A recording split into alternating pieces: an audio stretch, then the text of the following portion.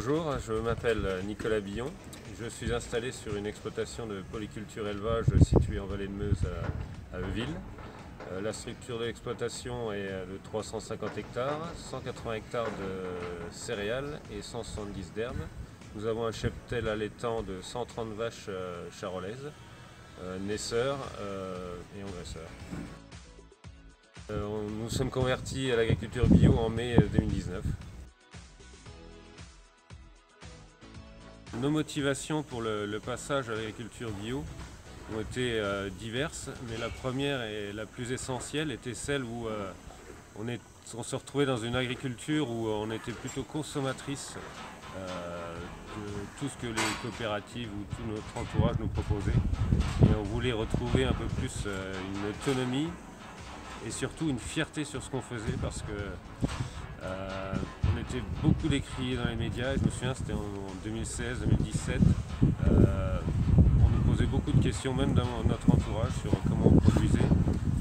Et à un moment donné, c'était un peu une remise en cause.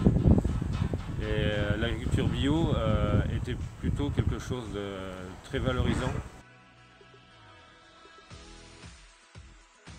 En termes d'investissement pour le passage à l'agriculture bio, sur mon exploitation, je n'ai pas eu vraiment besoin d'investir beaucoup puisque je travaille beaucoup en CUMA et on avait déjà du matériel un peu existant dans le parc de la CUMA, notamment une herseterie et une bineuse.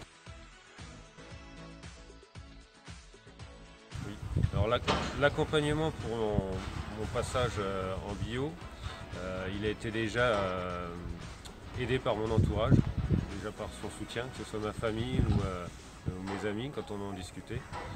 Et puis après, la première démarche que j'ai faite, c'est d'appeler le point info de la Chambre d'agriculture pour établir une étude de faisabilité sur mon exploitation.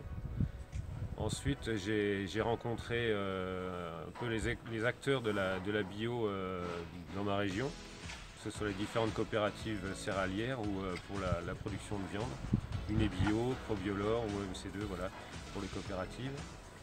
Et ensuite, j'ai réalisé des visites pendant la période du mois de la bio, que ce soit sur une exploitation céréalière et une exploitation orientation production de viande.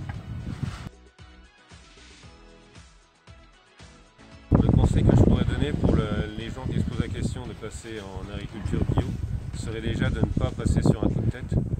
Pour moi, c'est quelque chose qui se réfléchit au préalable. Déjà au niveau de l'adaptation de son exploitation à l'agriculture bio.